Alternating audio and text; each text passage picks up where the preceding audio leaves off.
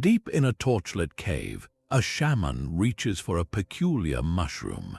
This was not mere hunger, but a deliberate door to the divine.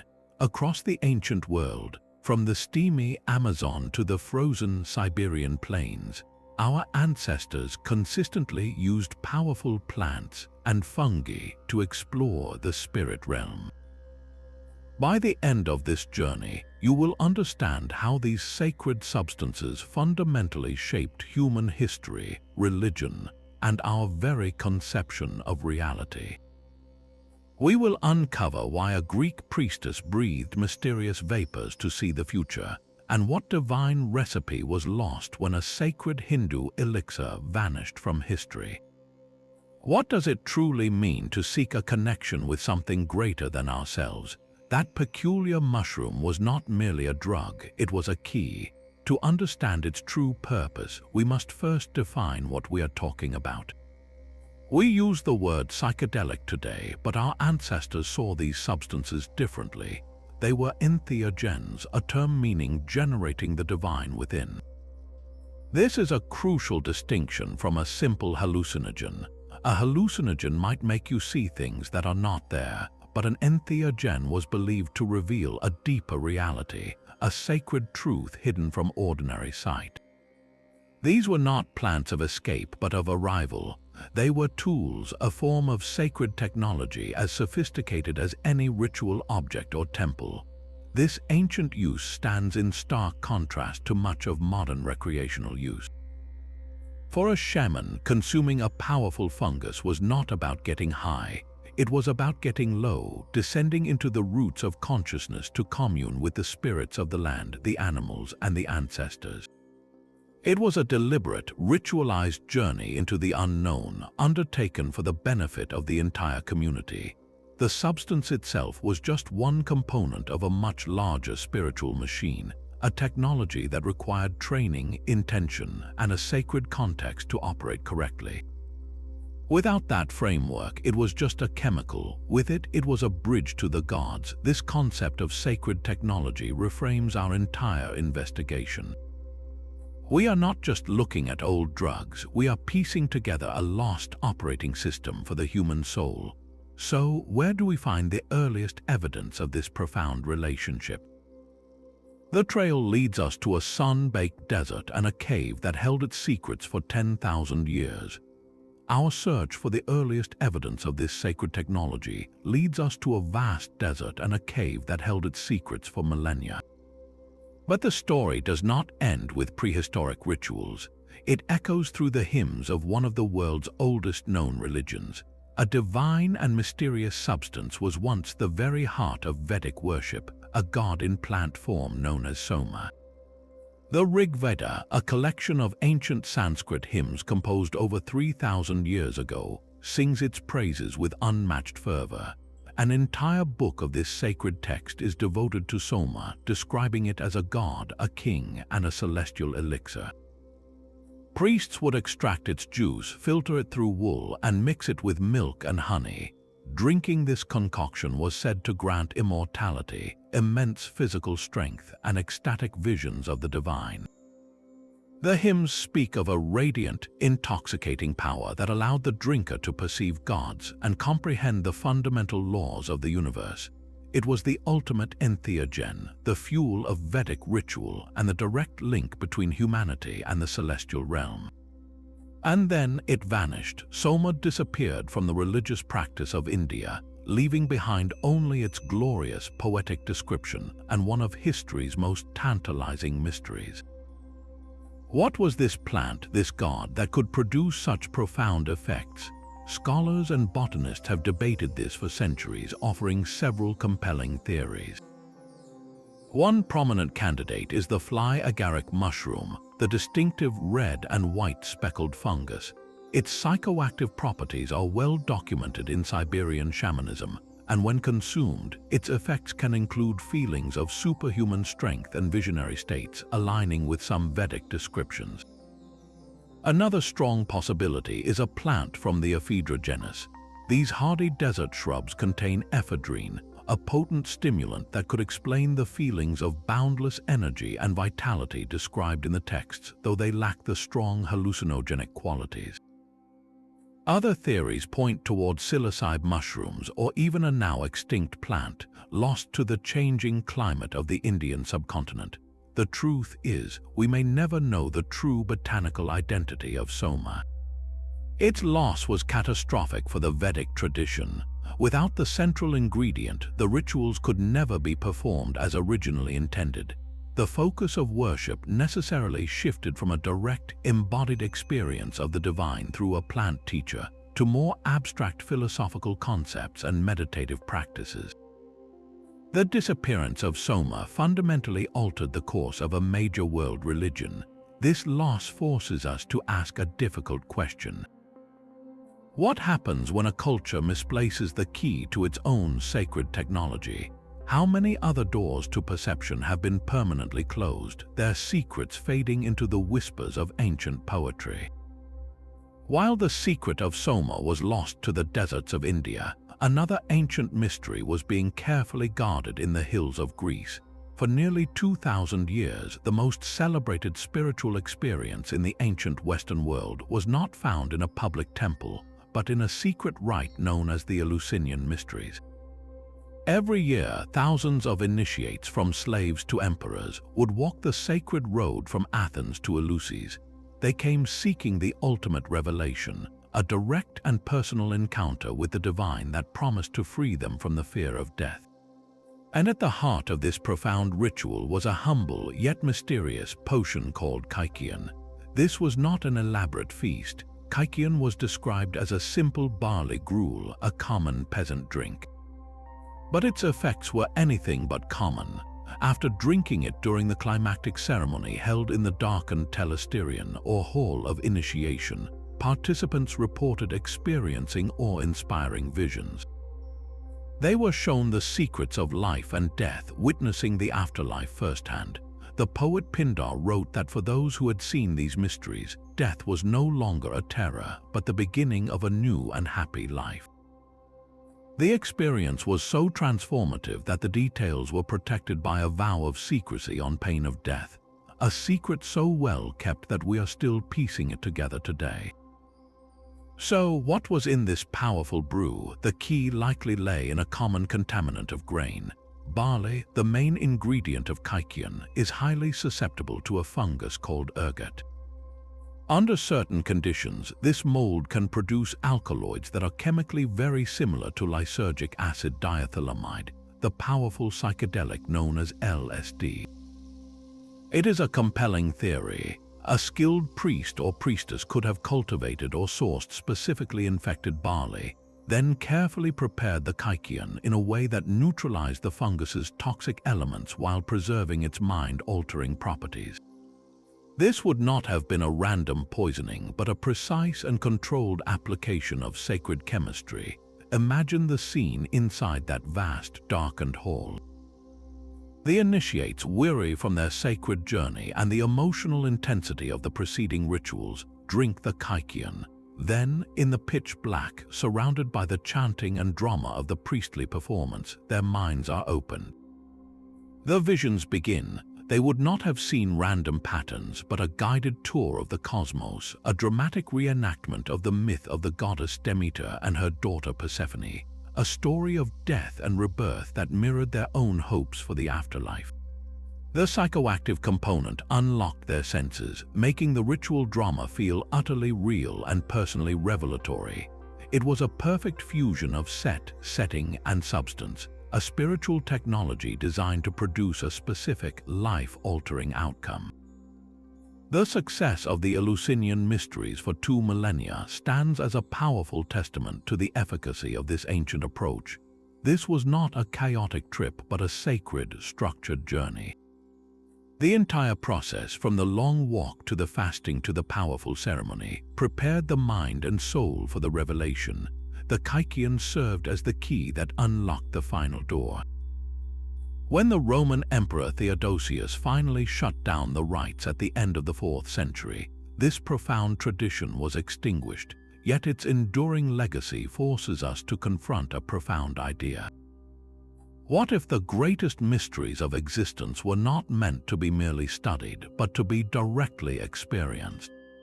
And if a simple barley drink could offer such a definitive answer to humanity's oldest fear, what other wisdom have we forgotten in our rush toward a purely rational world? Far from the warm Mediterranean, a different kind of sacred technology flourished in the frozen forests of Siberia. Here, the shaman's tool of choice was impossible to miss, a vibrant red cap dotted with white, the fly agaric mushroom. This iconic fungus was far more than a symbol. It was a vital component of a spiritual practice designed to traverse the many layers of the cosmos. The Siberian shaman's journey was one of flight, of ascending from the mundane world into the realm of spirits to seek wisdom, heal the sick, or divine the future. And the fly agaric was their vehicle, but the method of consumption was as unique as the visions it produced. The mushroom itself contains compounds that can cause significant stomach discomfort, so the shamans developed a brilliant biochemical workaround. They would drink the urine of someone who had already consumed the mushroom, or even that of a reindeer that had eaten it. This might sound strange, but it was pure pharmacological genius. The body metabolizes the mushroom's more toxic elements, while the primary psychoactive components pass through the urine unchanged. This second-hand consumption was actually a purer, safer, and more potent way to access the visionary state. It was a form of bioaccumulation, a sacred recycling of the mushroom's power. The effects were legendary. Shamans described leaving their bodies behind, feeling as though they were flying over the vast taiga or tunneling deep into the underworld. They communicated with animal spirits, received messages from ancestors, and gained knowledge inaccessible in ordinary consciousness. The sensation of flight was so common and vivid that it echoes through global folklore. Some scholars propose a fascinating connection, suggesting that the imagery of the Siberian shaman's journey may have traveled along trade routes and slowly transformed into the legend we know today as Santa Claus. Think about the parallels. A man in a red and white suit, not unlike the mushroom's colors, flies through the sky in a sleigh pulled by reindeer, animals central to Siberian life and known to consume fly agaric. He enters homes through a symbolic opening, much like a shaman traversing different spiritual planes. This is not to say that Santa is literally a drugged shaman, but that the powerful archetypal images from these ancient rituals, the flight, the reindeer, the journey of a benevolent figure bringing gifts of wisdom, may have woven themselves into the fabric of our deepest cultural stories. This connection reminds us that these ancient practices were not isolated oddities. They were profound explorations of consciousness whose echoes can still be heard, faintly, in the stories we tell our children on a cold winter's night. These Siberian journeys reveal a deep, ancient bond between humans and psychoactive plants, but what if this relationship is far older than any ritual? What if it is the very reason we became human? This is the core of a radical and controversial proposal known as the Stoned Ape Theory. It was popularized by the ethnobotanist Terence McKenna, who argued that our leap in consciousness was not just aided by these substances but directly triggered by them. Imagine our early ancestors, Australopithecus, foraging on the African plains. As the climate shifted and forests receded, they followed herds of grazing animals onto the open savanna. And where these animals dunged, a particular type of psilocybin mushroom would flourish. McKenna proposed that as our ancestors consumed these fungi, perhaps initially by accident, they received a consistent, low-dose exposure to a powerful psychoactive compound. This, he claimed, was the catalyst for three key evolutionary jumps. First, the mushrooms supposedly sharpened visual acuity and edge detection, making our ancestors better hunters. Second, and more profoundly, even a sub-psychedelic dose could have dramatically lowered the barrier to sexual arousal and broken down rigid social hierarchies, fostering greater bonding and tribal cohesion.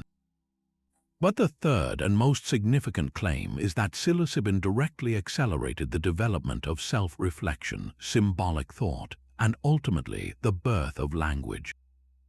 In this view, the first spiritual experiences were not philosophical concepts but chemical revelations, the first time an early hominid looked inward and asked, "What am I?"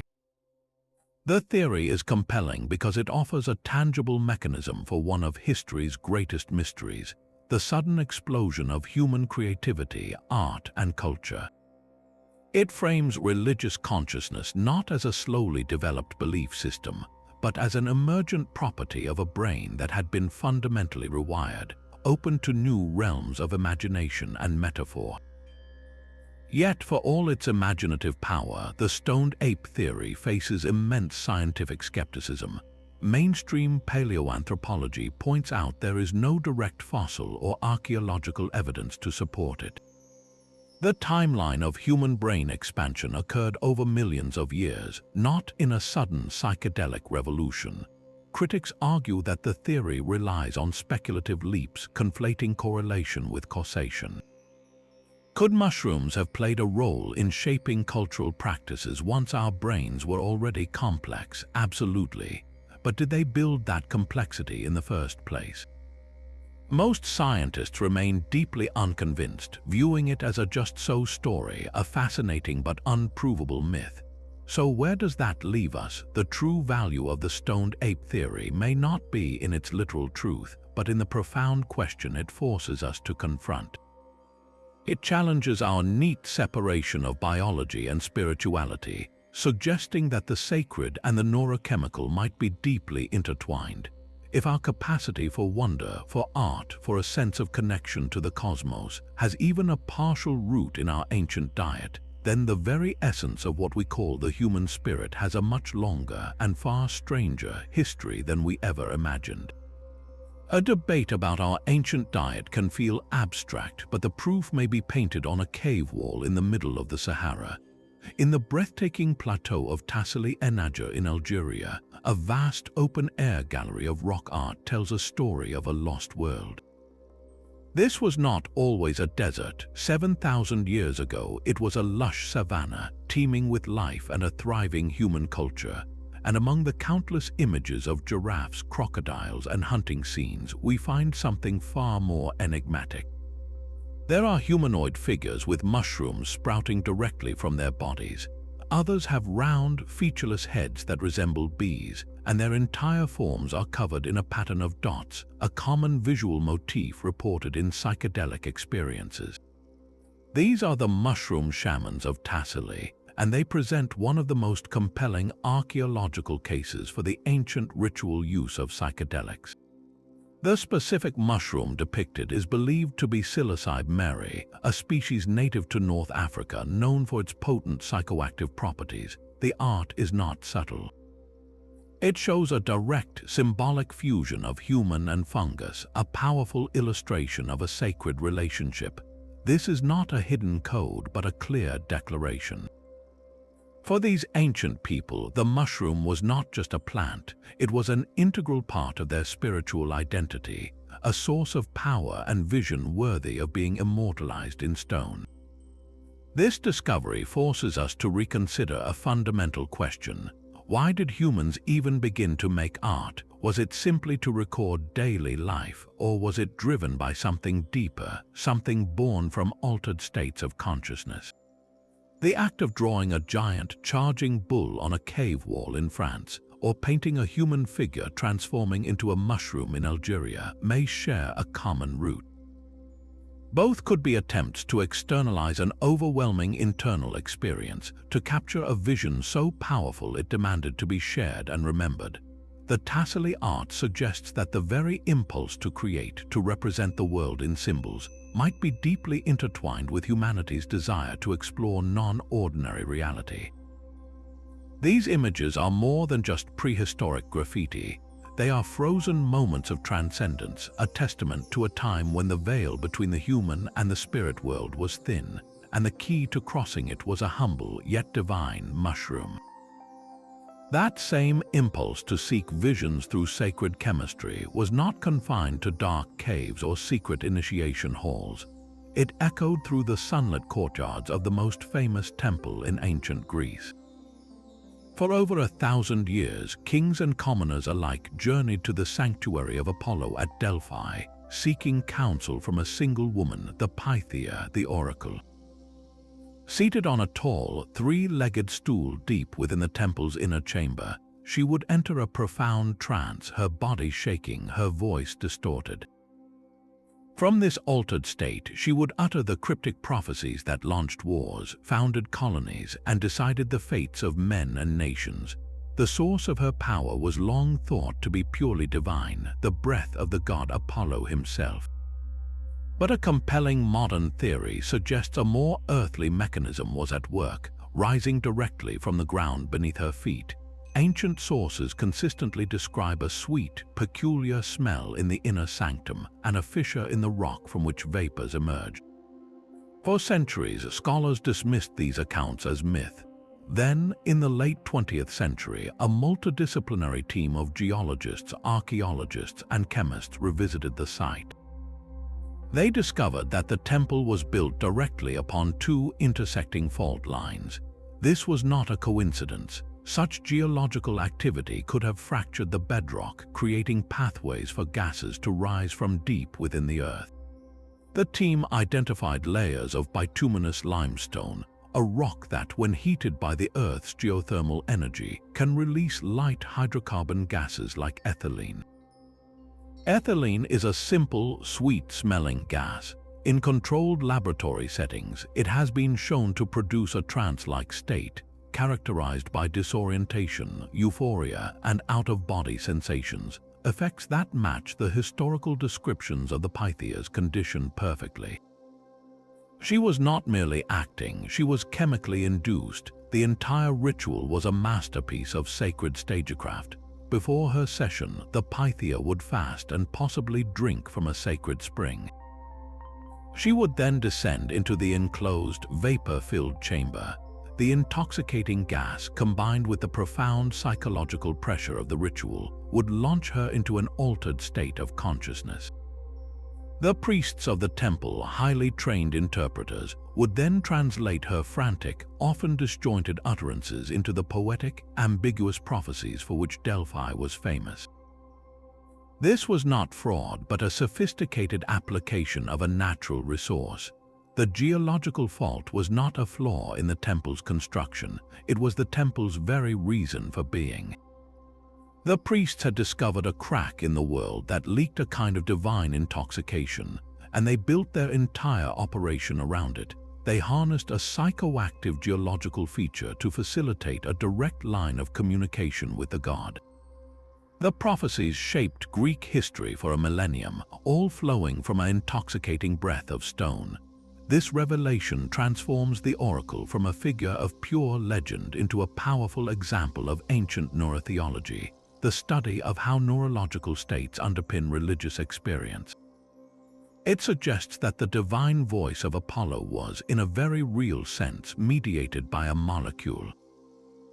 So we are left to wonder how many other sacred sites around the world were chosen not for their beautiful views, but for their hidden chemistry, for the subtle, mind-altering energies that seeped from the earth itself. The same divine ingenuity that harnessed the vapors of Delphi flourished in the heart of the Amazon.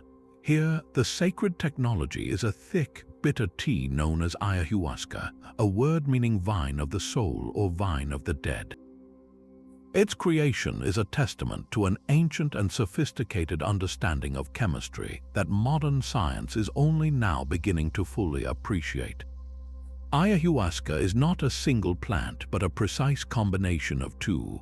The first is the Banisteriopsis copy vine, which contains powerful harmola alkaloids. On their own, these compounds are not strongly psychoactive. Their crucial role is to act as a biochemical key. They temporarily disable an enzyme in our stomachs that would normally break down a specific class of molecules.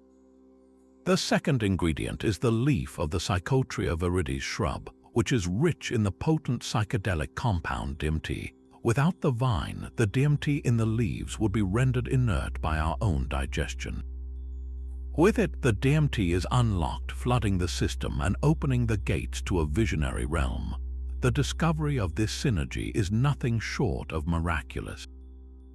How did indigenous peoples in a rainforest containing tens of thousands of plant species figure out that these two specific plants, which do not even grow near each other, must be boiled together for hours to produce a profound spiritual experience?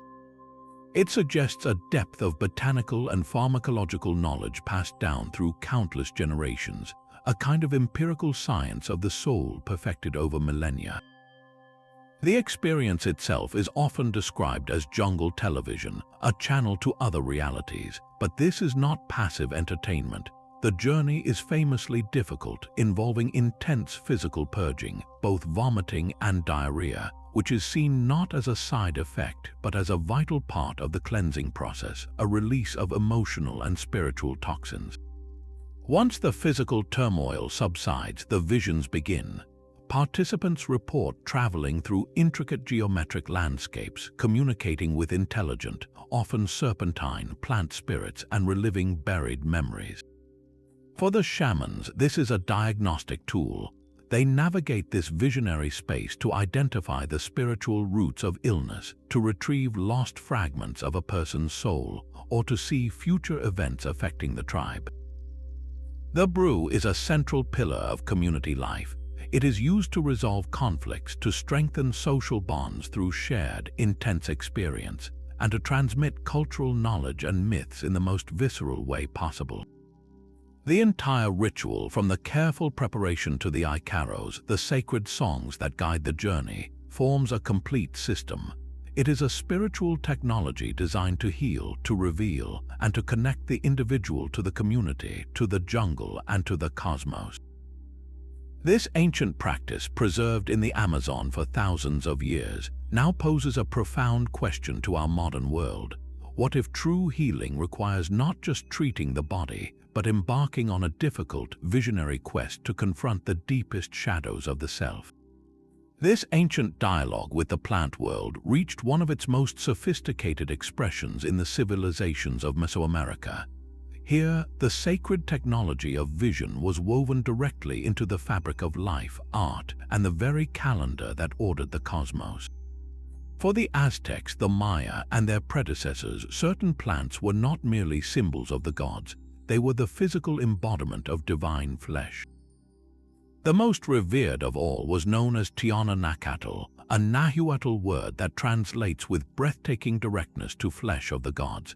These were the potent psilocybin mushrooms, often depicted in stone carvings as effigies with human faces, confirming their sacred, sentient status. Under the guidance of a shaman priest, these fungi were consumed during elaborate rituals, sometimes with honey to sweeten their earthy taste. The purpose was profound communion. Participants believed they were literally consuming a piece of the divine, thereby opening a channel of communication with the gods themselves. Through this sacred flesh, they could receive prophecies, diagnose disease, and journey to the spirit world to seek guidance for their entire community. This was not a casual experience, but a solemn, state-sponsored religious act, as formal and significant as any communion ritual in the world. Alongside the sacred mushroom, another powerful entheogen flourished, hidden in the humble morning glory vine. The Aztecs called its seeds ololeuqui, which they considered even more sacred than the mushrooms themselves. The seeds of the Rivia corymbosa plant contain a naturally occurring form of LSD. The preparation was a meticulous ritual. Priests would grind the hard seeds into a powder on a special stone slab, then mix it with water to create a potent drink. The effects were described as a sacred inebriation, allowing the user to see and speak with the gods, to uncover secrets, and to reveal the causes of illnesses that were invisible to the ordinary eye. What is truly remarkable is the botanical knowledge this implies. The morning glory seeds we buy today for our gardens are often coated in toxic chemicals to deter pests. The ancient Mesoamericans had already identified the specific, unadulterated species whose seeds held this divine power, a testament to generations of careful, sacred experimentation.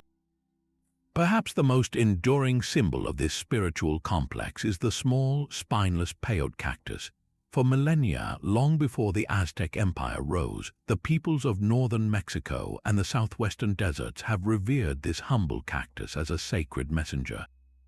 Its top or button was carefully harvested and consumed in all-night ceremonies to facilitate healing and spiritual visions. The primary psychoactive compound, mescaline, induces a state of profound clarity and colorful, geometric visions, often accompanied by a deep sense of unity with nature and the cosmos. The ritual use of peyote was so central to indigenous life that it survived centuries of persecution and continues today in the Native American Church, making it one of the longest continuously practiced religious traditions in the world. The resilience of this practice speaks to the undeniable power of the experience it provides, an experience that has answered a fundamental human need for direct spiritual connection for thousands of years. Together, the flesh of the gods, the visionary seeds, and the sacred cactus formed an intricate entheogenic complex. This was not a collection of random drugs, but a sophisticated spiritual toolkit. Each substance had its own character, its own ritual context, and its own specific divine connection. They were the keys that unlocked the doors of perception, allowing priests and shamans to step outside of linear time and into the mythic realm where the gods resided. They provided the visions that inspired magnificent art, the prophecies that guided kings, and the healing that sustained communities. This was a world where the boundary between the material and the spiritual was understood to be porous, and these sacred plants were the acknowledged vehicles for crossing it. In a civilization that saw the entire universe as a living, sacred text, these substances were the lenses that brought the divine writing into sharp, personal focus. While the Aztecs communed with the flesh of the gods, the ancient Egyptians cultivated a different kind of sacred flower, one that bloomed each morning from the dark waters of the Nile. The blue lotus was not merely a beautiful symbol, it was a cornerstone of their civilization, woven into their art, their religion, and their most intimate moments. Walk through any major museum's Egyptian wing, and you will see its distinctive, star-shaped flower everywhere. It is held to the noses of pharaohs in elaborate banquet scenes, offered to the gods in temple reliefs, and woven into the elaborate wigs of noblewomen. This was not just artistic decoration. The sheer frequency of its depiction tells us this plant was profoundly important, a constant, living presence in their world. But why? The answer lies in the flower's subtle yet powerful chemistry. When soaked in wine or brewed into a tea, the blue lotus releases compounds that act as a gentle psychoactive and a mild aphrodisiac. Its effects are described as a calm, euphoric intoxication, a warm, sensual glow that lowers inhibitions and enhances sensory perception. It was the ancient Egyptian equivalent of a fine wine, used to ease social gatherings and inspire romantic encounters. Imagine a lavish feast by the Nile, where guests adorned themselves with garlands of the fresh flower and drank lotus-infused wine, immersing themselves in a state of relaxed bliss as musicians played and dancers moved in the flickering torchlight. Yet its use extended far beyond the party. The blue lotus was a vital tool in the temple. Priests and priestesses used it to enter a relaxed, trance-like state conducive to ritual and prophecy.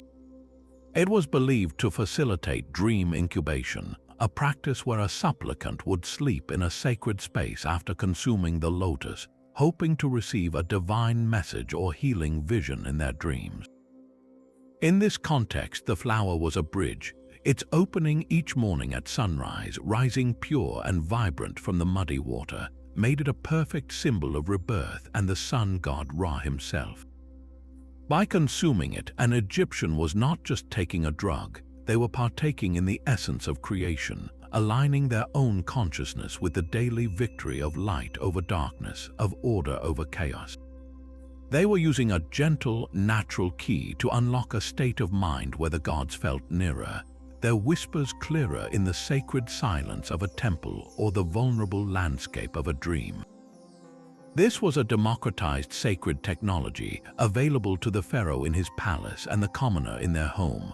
The blue lotus shows us that the pursuit of the divine was not always about shattering the gates of perception with powerful psychedelics. Sometimes it was about gently picking the lock with a flower, seeking not a thunderous vision but a quiet, intimate conversation with the universe. The ancient secret of the Eleusinian Kykeon was a challenge that modern science could not resist.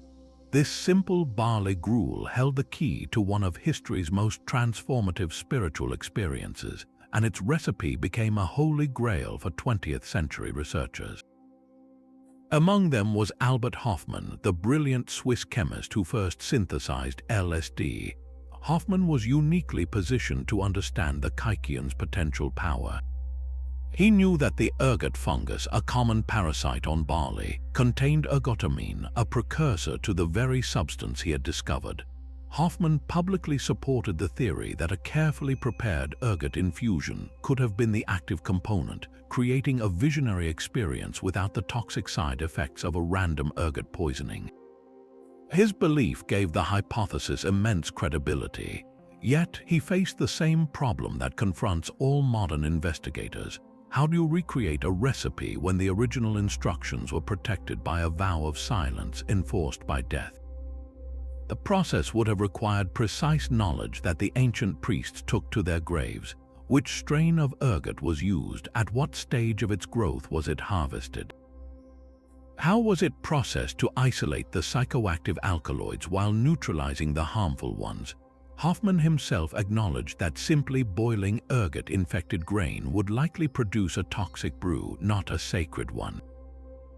The secret was not in the ingredient alone, but in a lost alchemy of preparation. This is where another pivotal figure enters the story, the ethnomycologist R. Gordon Wasson. Wasson was the man who famously brought the Mexican mushroom rituals to global attention, and he turned his scholarly focus to Eleusis with passionate intensity. He teamed up with classicists and chemists to build a comprehensive case for the ergot theory. Wasson argued that the ancient Greeks, through generations of careful observation, had mastered the art of cultivating a specific, psychoactive, rich ergot. He proposed that the priests did not simply use raw, infected grain, but performed a solvent extraction, perhaps soaking the ergot sclerotia in water, and then carefully decanting the liquid to separate the active compounds from the heavier, more dangerous residues. This was not primitive guesswork, but a sophisticated, ritualized form of early chemistry. The challenge of retro-engineering such an ancient recipe reveals a profound truth about sacred technology. It was never just about the chemical itself. The power of the Kykeon was inextricably linked to its context, the 9 days of preparatory rituals, the fasting, the sacred procession, the intense drama inside the darkened hall.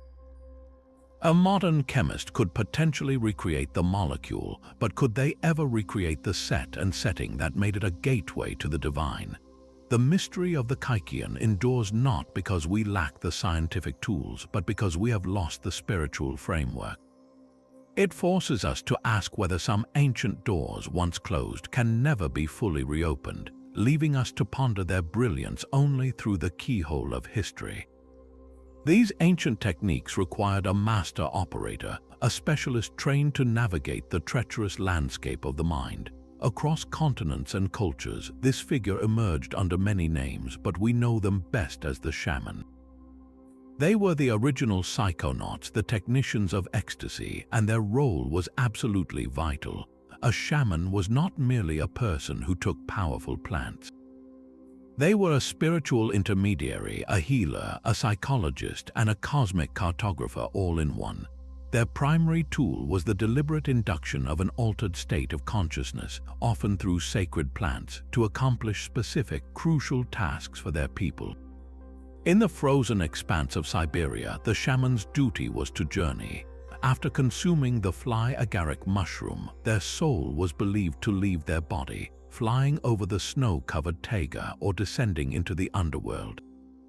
Their mission was to negotiate with spirits to retrieve the lost soul of a sick tribesperson, or to divine the location of the migrating reindeer herds. The entire community's survival could hinge on the success of this single individual's visionary quest. They were the bridge between the human world and the vast, invisible forces that governed their harsh reality.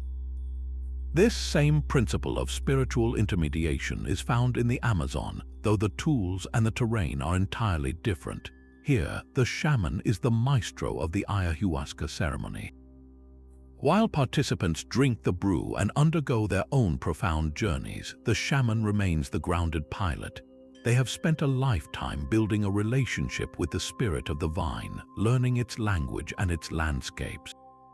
As others purge and vision, the shaman sings Kykeon's intricate, melodic songs that are believed to shape the visionary experience, guiding the participants through their inner turmoil, protecting them from malevolent spirits, and directing the healing energy to where it is most needed. They can look at a person and within the shared visionary space, diagnose an illness not as a physical ailment, but as a spiritual intrusion or a fragment of soul that has gone astray. Their task is to remove the intrusion or retrieve the lost soul, performing surgery on the spirit to restore health to the body. In Native American traditions, particularly those centered on the peyote cactus, the shaman's role is that of a guide and a communal leader. The peyote ceremony is a structured all-night prayer session. The shaman or roadman does not just consume the sacrament, they hold the space for everyone. They lead the prayers, the songs, and the sharing, ensuring the powerful, unifying energy of the experience is channeled toward healing, gratitude, and community cohesion. They help individuals interpret their often intense visions, framing them within a sacred context that connects the person to the tribe, to the earth, and to the Great Spirit. The shaman, in all these traditions, was a master of set and setting long before modern psychology coined the term. They understood that the power of the sacred plant was not in the molecule alone, but in the intention, the ritual, and the guiding hand that directed its force. They were the living library of their culture's spiritual knowledge, the emergency responder for the soul, and the ultimate explorer of the greatest mystery of all, the human consciousness itself. What would it mean to lose such a figure from our modern world, to have no one trained to guide us through the deepest territories of our own minds? The wild rhythms of the Dionysian rites offered a far different path to the divine than the solemn silence of Eleusis. While initiates at the mysteries sought a calm revelation, followers of Dionysus chased a state of divine madness called entheogens, literally meaning the god within. They believed that through ecstatic dancing, frenzied music, and ritual intoxication, the god himself would descend and possess them, shattering the ordinary self. Wine was the public face of this sacred madness, the gift of Dionysus that could loosen the mind from its moorings. Yet the historical accounts describe states of consciousness so extreme, so visionary, that many scholars now question whether alcohol alone could have been the catalyst.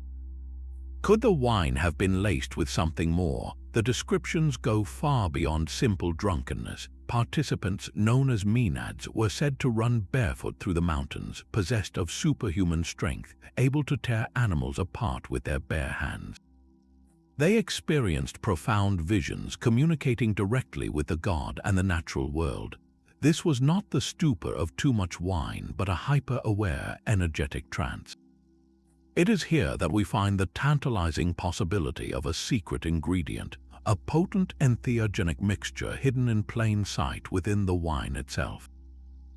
Opium, derived from the poppy, was well known in the ancient Greek world. Its power to induce dreamy, visionary states and alter the perception of pain could have transformed the Dionysian experience, amplifying the wine's effects and opening the mind to the god's presence. Another possibility lies in other psychoactive plants like henbane or belladonna, which were used in other ancient Mediterranean rites. These herbs can cause delirium, hallucinations, and the sensation of flight, effects that align strikingly with the Maenads' reported abilities. Imagine the scene: a thiosos or sacred group gathers in a forest clearing under the moonlight. They drink deeply from a communal wineskin, but this is no ordinary vintage. The priestess, the leader of the rite, has prepared it with a carefully measured blend of wine and a powerful herbal extract. As the drums beat faster and the dancers whirl, the psychoactive compound begins to take hold. The world starts to shimmer. The boundary between the self and the group, between the human and the divine, begins to dissolve. The feeling is not of losing control, but of being controlled by a greater ecstatic power. This was a sacred, sanctioned madness, a temporary escape from the rigid order of society into the raw, untamed power of nature that Dionysus represented. The potential use of a secret potion reframes these rites entirely. They were not just wild parties, but carefully orchestrated ceremonies of liberation, using a sophisticated blend of pharmacology and performance to achieve a specific spiritual outcome. The wine was the vehicle, but another key might have unlocked the door to a far more profound and terrifying realm. What does it say about our need for the divine that we have always sought not just to pray to the gods, but to invite them in, to let them use our very bodies as their instruments, no matter the cost? The identity of Soma is a puzzle that has obsessed scholars for centuries, a botanical detective story where the clues are hidden in 3,000-year-old poetry. The most famous investigator was the American ethnomycologist R. Gordon Wasson. After his groundbreaking work on Mexican mushrooms, he turned his attention to the Vedas, becoming the leading proponent of the fly agaric theory. Wasson argued that the descriptions of a plant without roots, flowers, or seeds perfectly matched a fungus. He pointed to hymns describing Soma as having a fiery red hue and being born in dung, characteristics of the Amanita muscaria mushroom. He even connected the Vedic ritual of filtering Soma through a woolen fleece to Siberian shamanic practices, where the urine of those who consumed the mushroom was drunk, seeing it as a symbolic purification process. For Wasson, the fly agaric was the only candidate that fit the vivid, visionary, and sometimes terrifying experiences detailed in the ancient texts, yet his theory has significant weaknesses. Critics point out that the fly agaric is not native to the hot, arid plains of India where the Vedas were composed, and its effects, which can include nausea and disorientation, do not perfectly align with the consistently ecstatic and empowering descriptions of the Soma experience. A different kind of clue emerged from the parallel traditions of ancient Persia. There, a similar sacred beverage was worshipped known as hayama. Scholar David Flattery built a compelling case that hayama, and by extension its Vedic cousin Soma, was actually a plant from the ephedra genus. These hardy desert shrubs are stimulants, not psychedelics. When brewed, they produce a tea rich in ephedrine, a compound that provides a surge of energy, alertness, and physical endurance. This fits the Vedic hymns that praise Soma for granting vitality, strength, and victory in battle. The ritual context also supports this, as hayama ceremonies in Persia survive to this day using ephedra. The plant is pressed, its juice extracted, and consumed for its invigorating effects. This theory provides a tangible, botanical answer, but it leaves a major question unanswered. What about the profound visions, the direct encounters with deities, the ecstatic revelations that the Rigveda so passionately describes? A simple stimulant cannot easily account for this level of mystical experience. This gap has led other researchers to propose more potent candidates. Some point to psilocybe cubensis, a psilocybin mushroom that grows in the dung of Indian cattle. Its effects are undeniably visionary, deeply spiritual, and far more consistent with the descriptions of divine communion. Yet there is no direct mention of its distinctive growth habit in the Vedas. Perhaps the most sophisticated theory suggests that the ancient priests were not relying on a single plant at all, but had mastered a synergetic blend. Imagine a preparation that combined the energetic boost of ephedra with the visionary power of a psilocybin mushroom, or even with other plants like cannabis, which was also known in the region. This kind of admixture could create a complex, multifaceted experience that explains all aspects of the Soma hymns, the physical empowerment and the celestial visions. Each theory illuminates a different facet of the mystery, yet none provides a perfect, definitive answer. The true identity of Soma may be forever lost, its secret buried not in the ground, but in the silent gaps between the lines of our oldest poetry. This enduring mystery forces us to confront a humbling reality. We can analyze the texts and study the plants, but we can never fully reconstruct the living spirit of a ritual that vanished from the earth millennia ago.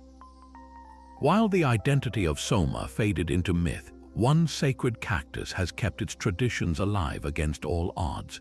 The peyote ceremony represents one of the most resilient spiritual practices on earth, a direct line connecting modern worshippers to a ritual thousands of years old. At the heart of this tradition is the small, spineless peyote cactus, revered not as a drug but as a sacred messenger and a profound medicine. For the Native American Church, which formally united these ancient practices in the 19th century, consuming peyote is an act of communion, a way to walk the peyote road, a path of ethical living, healing, and unity. The ceremony itself is a meticulously structured all-night vigil, a powerful fusion of indigenous tradition with Christian elements. Participants gather in a tipi around a carefully constructed altar, often in the shape of a crescent moon. A fire burns at its center, representing the light of the Creator. The leader, known as the roadman, guides the entire ritual with prayers and sacred songs, each one a vessel of tradition passed down through generations. The peyote, or medicine, is consumed as fresh buttons or a bitter-tasting tea, its taste acknowledged as part of the sacrifice and respect required for the journey. The visions that follow are not seen as mere hallucinations, but as divine communication.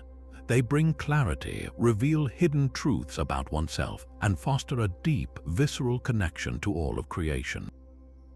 A person might see intricate, glowing patterns that resolve into profound insights, or feel a union with the natural world so complete it heals long-held emotional wounds. This is where the cactus serves as a powerful tool for healing. The community comes together to support individuals through prayer, using the shared visionary state to diagnose spiritual illnesses and facilitate reconciliations.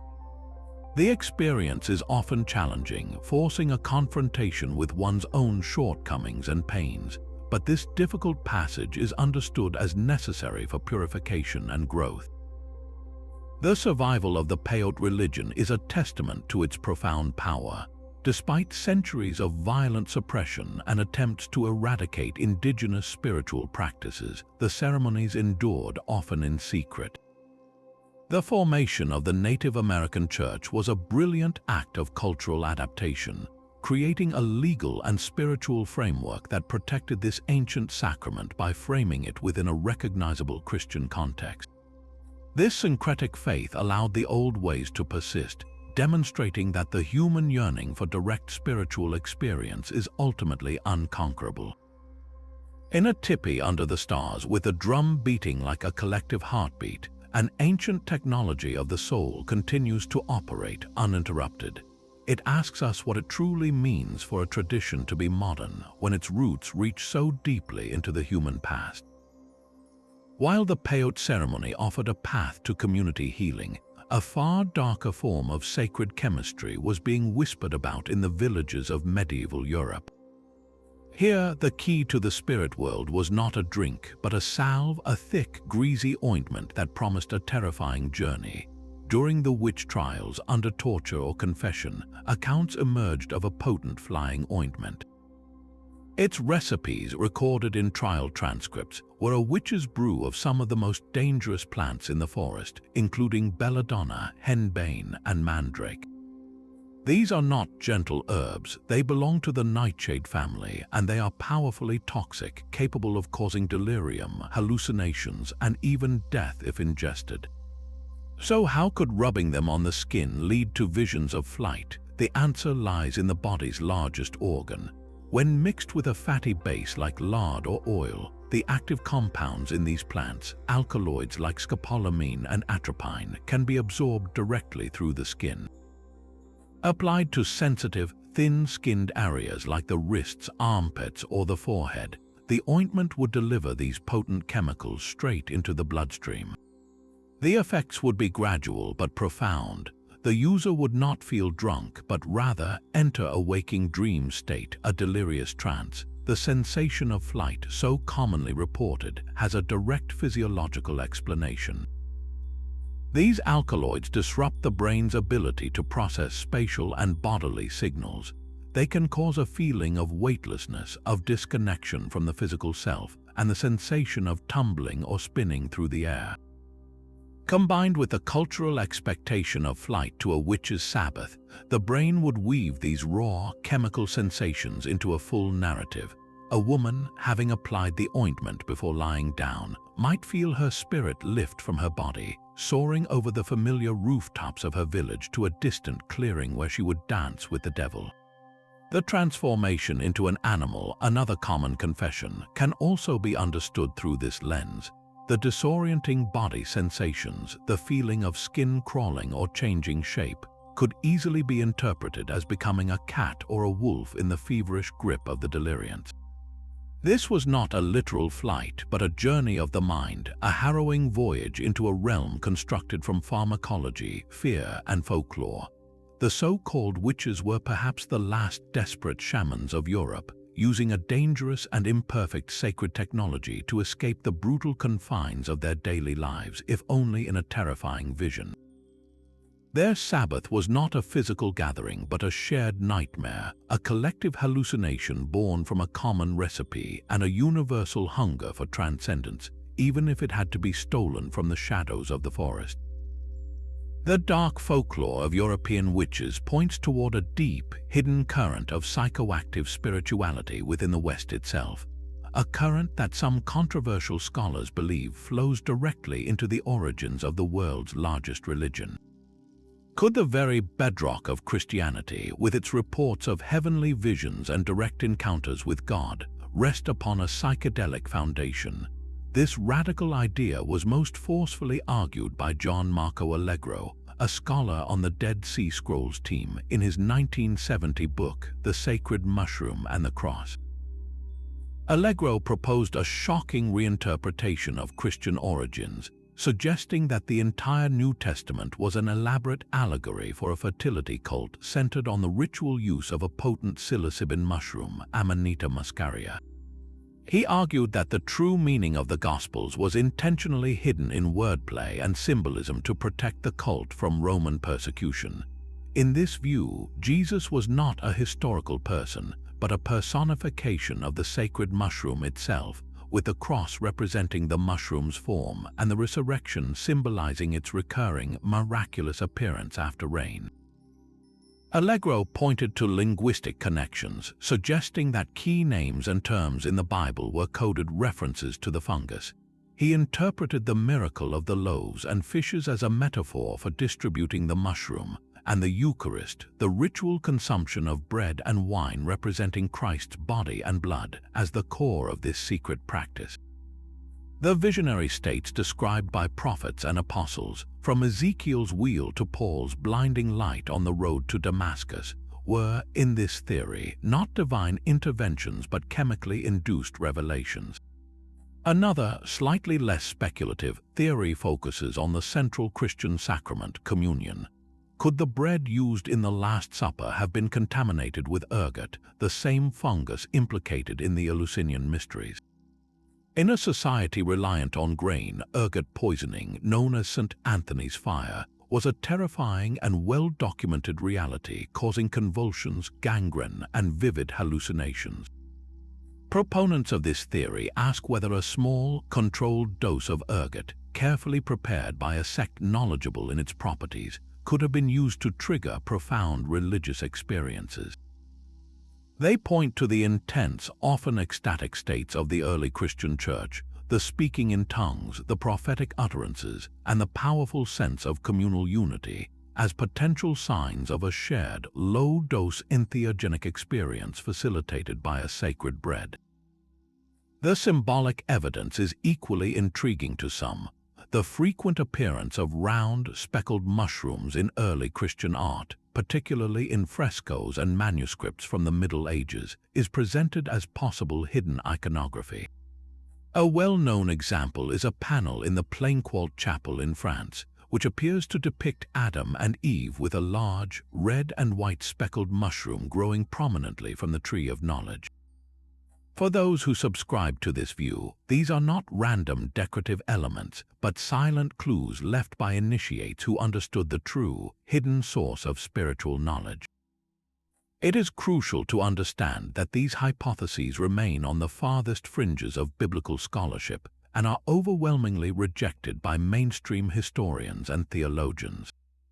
Critics dismantle Allegro's linguistic arguments as forced and speculative, his central premise of a non-historical Jesus flying in the face of extensive historical evidence outside the Gospels. The idea that a vast conspiracy could have fabricated the entire narrative of Christianity, maintaining perfect secrecy for centuries, strikes most academics as implausible in the extreme. The ergot theory, while pharmacologically possible, lacks any direct textual or archaeological support from the 1st century Levant. Yet, even if we dismiss the specifics of these controversial claims, the questions they raise linger in the air like incense smoke. They force us to look more carefully at the nature of religious experience itself.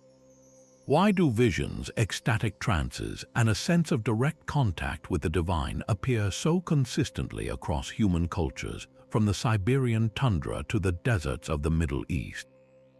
Is it possible that different cultures in different times discovered different keys to unlock the same inner doors of perception? Whether or not early Christians used sacred plants, the very persistence of this controversial theory challenges us to wonder what raw, transformative experiences truly powered the birth of a faith that would change the world.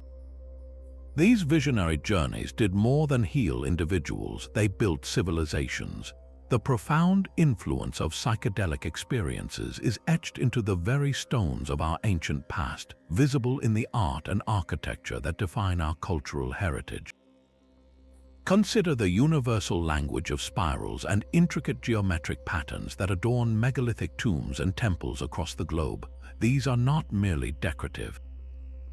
They are direct transcriptions of the internal landscapes revealed during altered states, the persistent visual phenomena known as phosphenes that the brain generates under the influence of entheogens.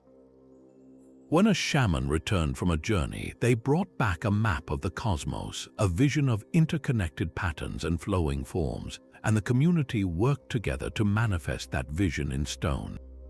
The Great Passage Tomb of Newgrange in Ireland, older than the pyramids, is a perfect example.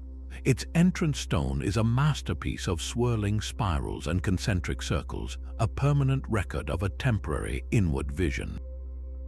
This was sacred geometry in the most literal sense, an attempt to anchor the divine blueprint revealed in trance into the physical world, creating a permanent portal between realms.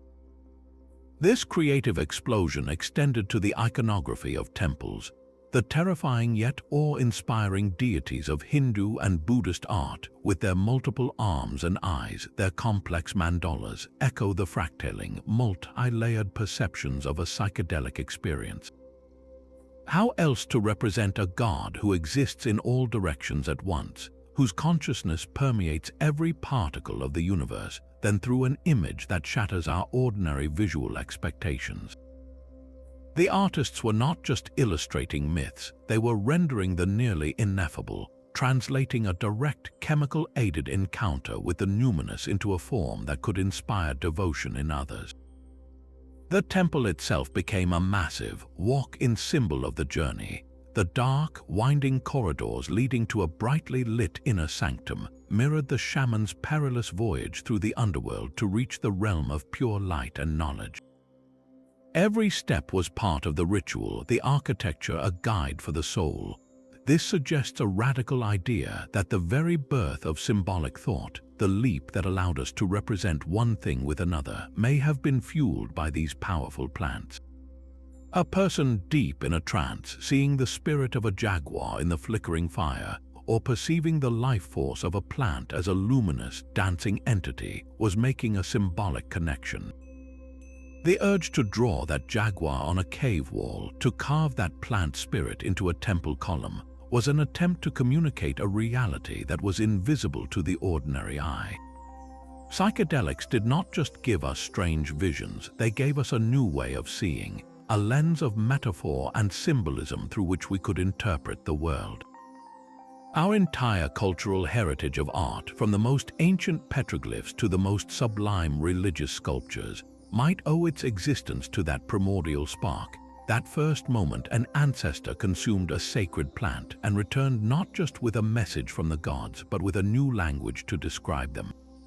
The Roman legions did more than conquer land, they waged a war on consciousness itself. As the empire expanded, it systematically dismantled the old mystery religions that threatened its centralized control. The ecstatic cult of Dionysus, with its promise of divine madness available to anyone, slave or free, was too volatile, too subversive to the rigid social order. Emperor Theodosius' decree in the 4th century that shut down the Eleusinian mysteries was a decisive blow, extinguishing a 2,000-year-old tradition that had offered a direct personal revelation of the afterlife. This was not merely a religious conversion, it was a state-sanctioned campaign to monopolize access to the divine, to channel spiritual yearning into the safe, controlled confines of the official state religion. The sacred technologies of the Kykeon and the Dionysian potions were outlawed, their priests silenced, their temples repurposed or left to ruin.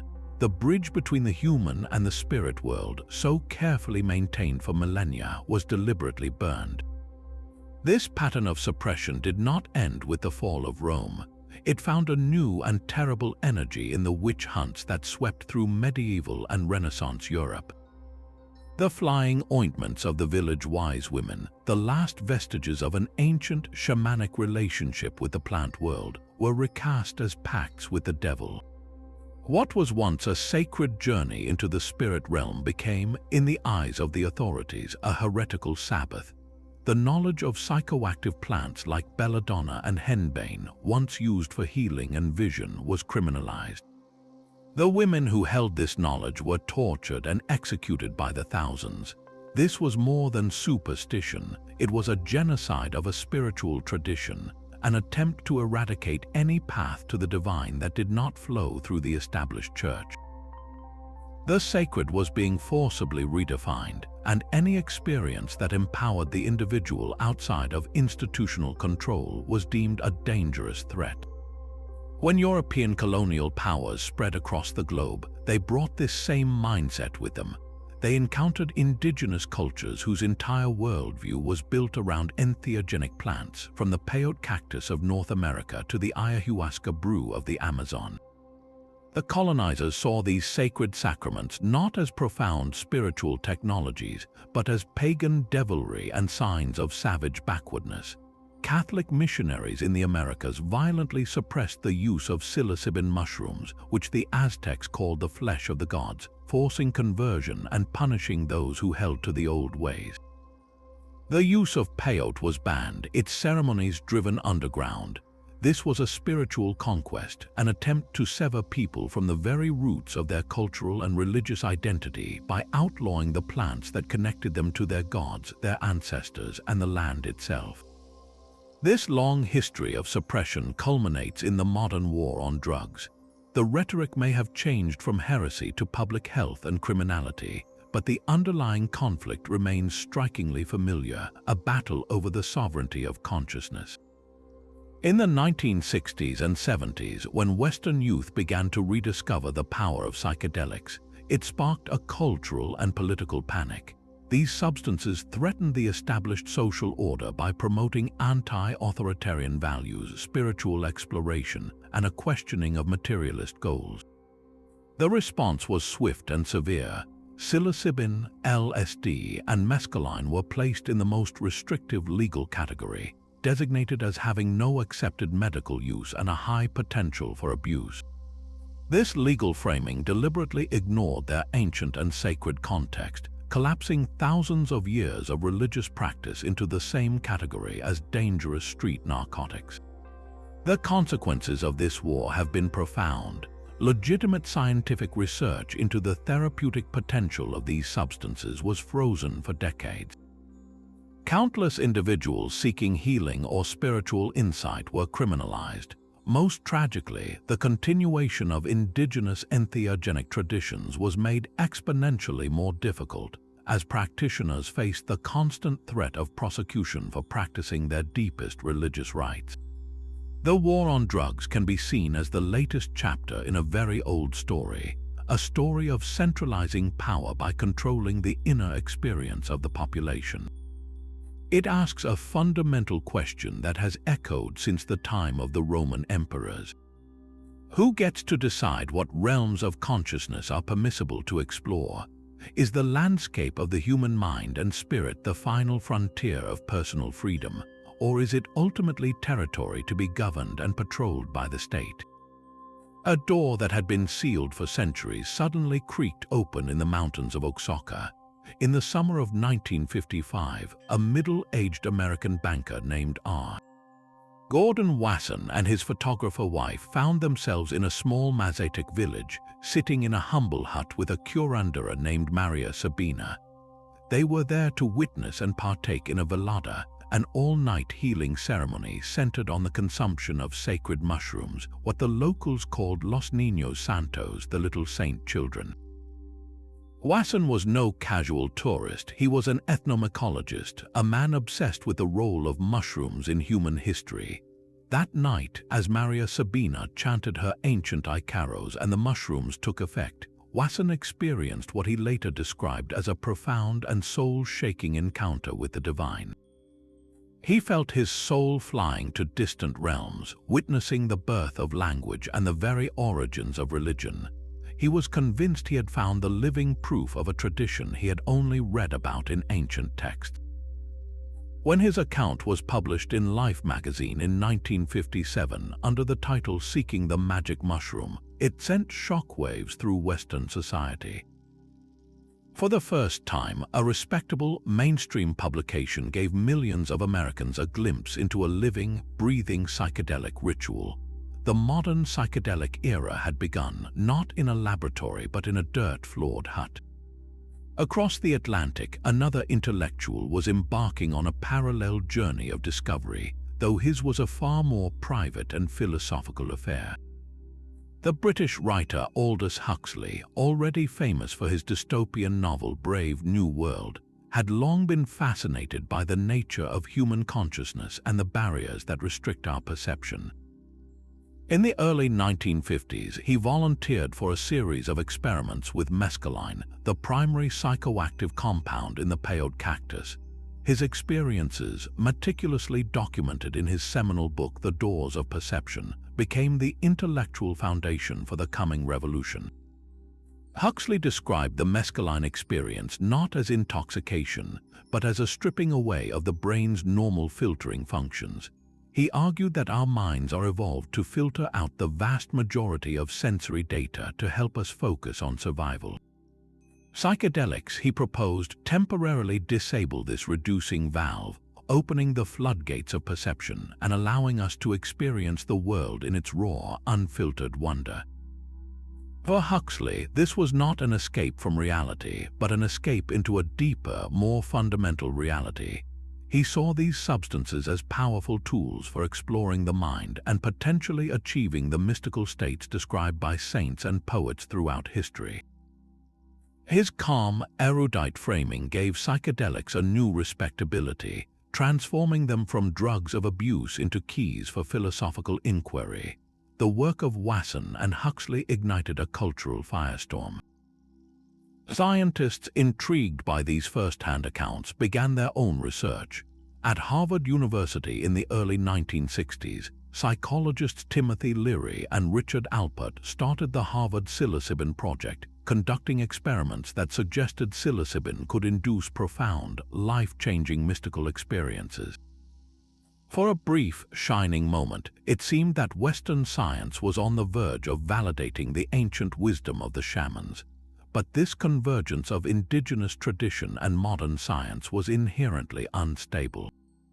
The genie was out of the bottle. The very popularity that Wasson and Huxley had sparked soon spiraled beyond their control.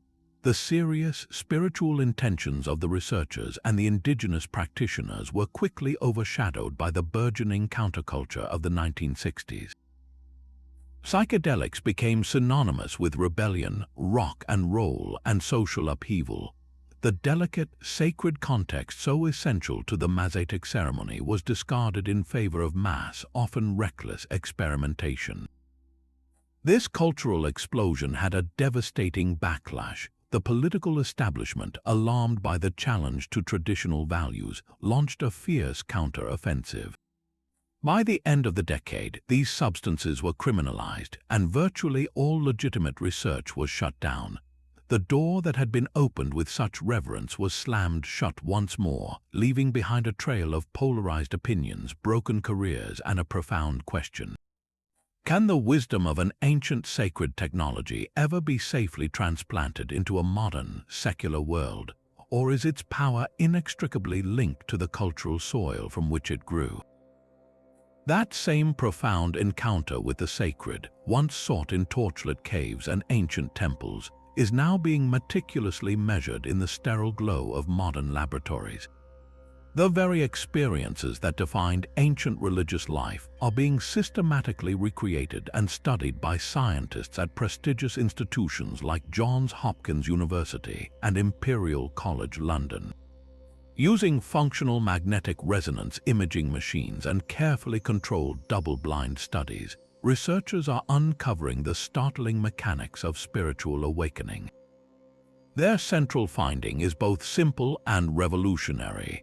Under the right conditions, a single dose of a psychedelic substance like psilocybin can reliably induce a profound mystical experience that is, by every psychological measure, indistinguishable from the spontaneous spiritual epiphanies reported by saints, mystics, and meditators throughout history.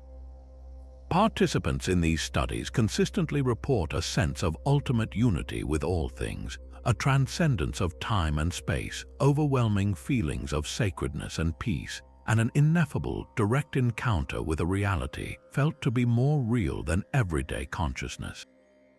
What the ancients called communing with God or witnessing the divine, the brain scans reveal as a sudden, dramatic quieting of a specific neural network. This network, called the default mode network, is the brain's central hub for self-referential thought. It generates your sense of a separate, autobiographical self, the constant internal narrator that worries about the past and plans for the future. Psilocybin appears to temporarily quiet this neurological chatter. When this primary node of the ego goes offline, the rigid boundaries that normally separate you from the world begin to dissolve. The brain enters a state of hyperconnectivity, with regions that rarely communicate suddenly lighting up in a vibrant, cross-talking symphony. This is the biological signature of ego dissolution, that feeling of oneness described in countless mystical texts.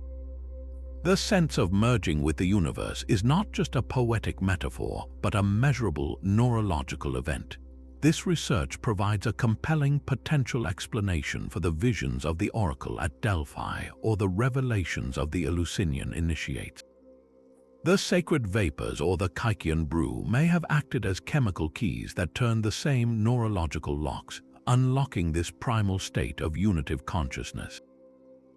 The divine voice heard in a trance, the overwhelming love felt in a vision, the direct knowledge of cosmic truth, all these core elements of religious experience appear to be hardwired into the very architecture of the human brain, accessible through specific alterations in brain chemistry. This does not diminish their spiritual significance, but rather roots it in our biology. It suggests that the human yearning for transcendence is not a cultural artifact, but a fundamental potential of the human nervous system, a latent faculty waiting for the right conditions to be activated. The ancient priests and shamans were, in a sense, master neurologists who discovered, through generations of trial and error, the precise rituals and substances that could safely guide people into this profound inner space. The modern laboratory is now confirming the efficacy of their ancient spiritual technology, not with hymns and chants, but with peer-reviewed papers and colorful brain scans. This convergence of the oldest human wisdom with the newest scientific discovery forces us to reconsider a timeless question. If the doorway to the sacred is built into our own minds, what does that reveal about the ultimate nature of reality and our place within it? Despite our growing knowledge, profound mysteries about these ancient practices persist, challenging our understanding of history and consciousness itself. The true identities of Soma and Kykeon remain two of history's greatest botanical cold cases. Was Soma a single plant or a sophisticated blend whose recipe was lost to time? Did the priests of Eleusis possess a chemical secret for purifying ergot that we have yet to rediscover? Beyond these famous puzzles, other enigmas linger in the shadows. We catch glimpses of secret rites, like the Mithraic mysteries popular among Roman soldiers, whose initiation rituals are still largely unknown. Could they have used a potent brew to simulate a symbolic death and rebirth, a vision of cosmic struggle?